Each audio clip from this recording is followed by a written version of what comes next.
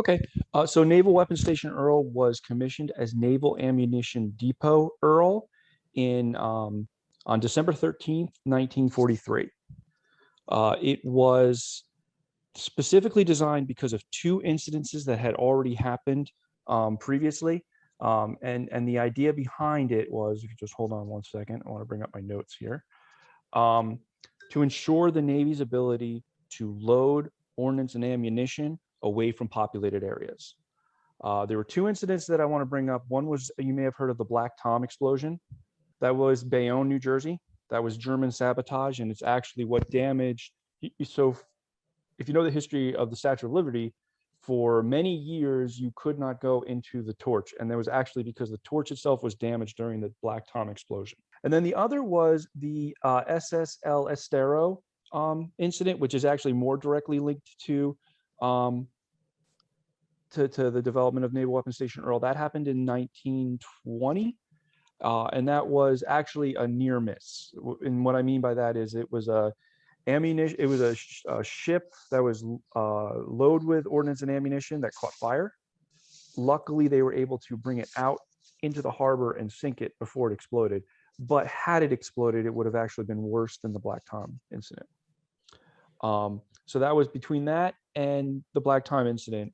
The United States Navy and the United States Army realized that they needed the ability, especially as we were getting into World War II, to load large amounts of ordnance safely away from populated areas. So that was the birth of Naval Weapons Station Earl. It's named after Rear Admiral Ralph Earl, who was the first chief of ordnance for the United States Navy. And you know, the idea has always been, you know, I don't know if you've been able to look at satellite images of our installation or satellite images of our pier, but you'll see our current pier actually extends about 3 miles into Sandy Hook Bay and provides direct access to the Atlantic Ocean. While the original pier wasn't that long, it still, for the time and for the munitions that we were loading, considered a safe distance from, it was about 1.5 miles out at the time, give or take.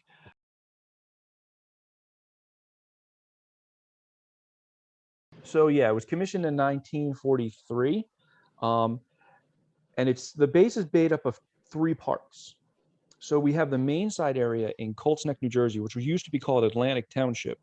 And at the time, it was a very sparsely populated area. So even where we built the magazines and ordnance storage areas, there's almost nobody living in that area at the time. It was mostly swampland, and we were able to develop it.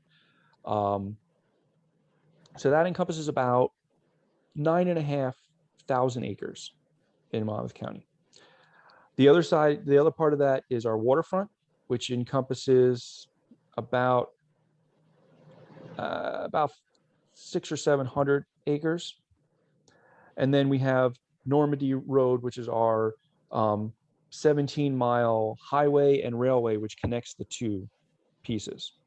On the waterfront is where our pier obviously is.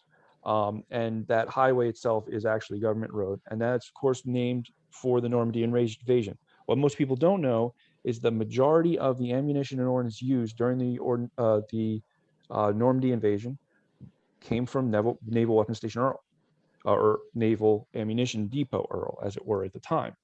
And that's why that's called Normandy Road. That was the road to Normandy.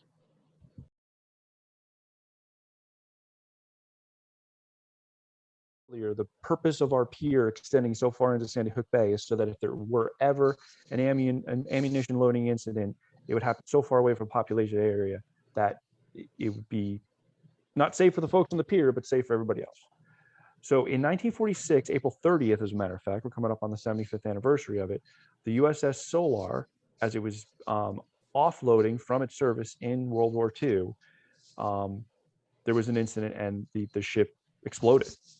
There was a, what was it called? A porcupine mine that was dropped while it was being offloaded into the forward magazine, essentially destroying the Solar, killing 7 individuals.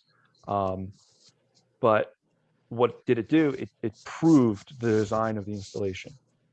Um, while obviously there was a loss of life, there's a tragic incident there. It proved that if there were an incident of that magnitude, um, that the surrounding area would be safe.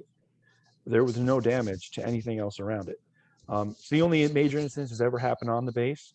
Um, the Solar was a destroyer escort, so their job was to escort merchant ships across the Atlantic and keep them safe from submarines specifically. And what's odd is that she had, you know, transited the Atlantic Ocean, had numerous incidences with submarines throughout her history during the war, and emerged from the war virtually unscathed, only to end up being scuttled at the end during the process of decommissioning. So obviously not, you know, a good piece of history, but significant. And that incident in and of itself did help dictate some of the um, safety protocols that we use even today to store, to load ammunition. That helped inform some of that.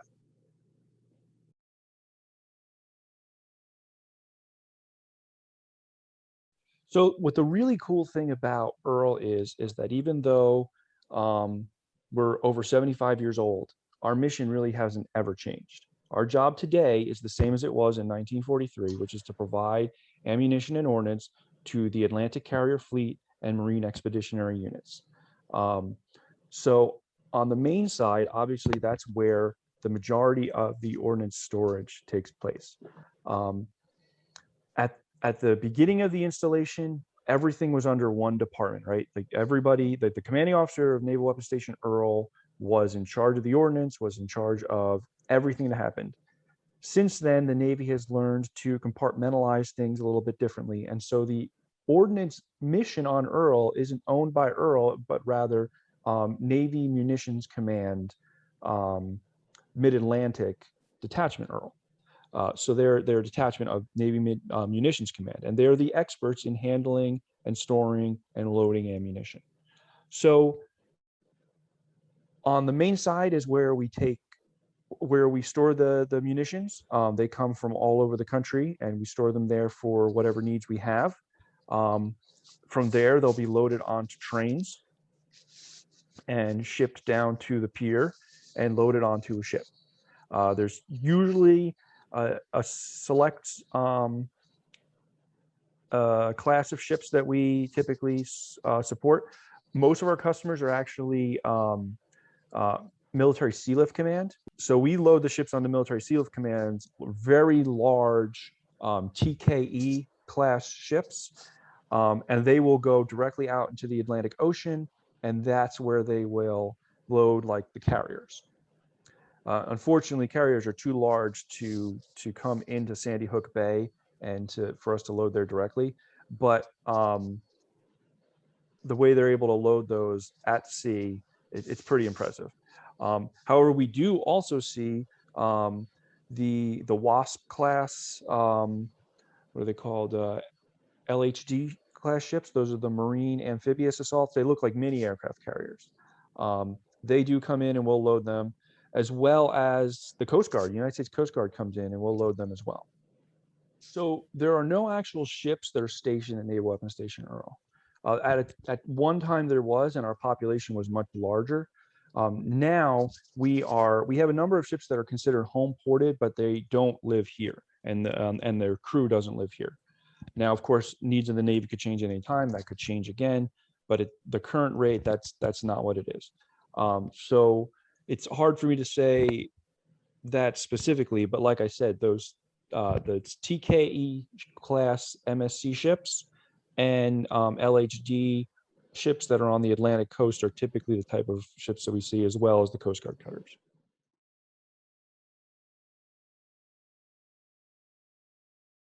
Naval Weapons Station has had a huge part in those. Now again, think about especially from the Gulf War on, all Atlantic carrier naval ammunition and ordnance came from Earl.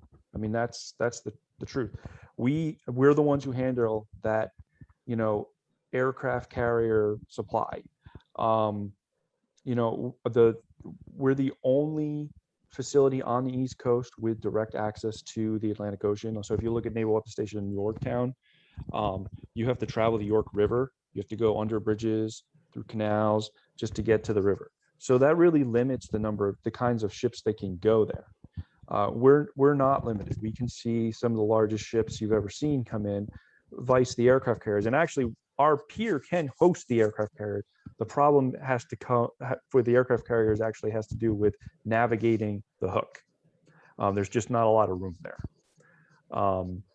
So, if bombs were dropped from naval aircraft, if Marines were landed from Marine Expeditionary landing craft, the ammunition in their M16, the bomb or missile that was fired from that aircraft came from Naval Weapons Station Earl.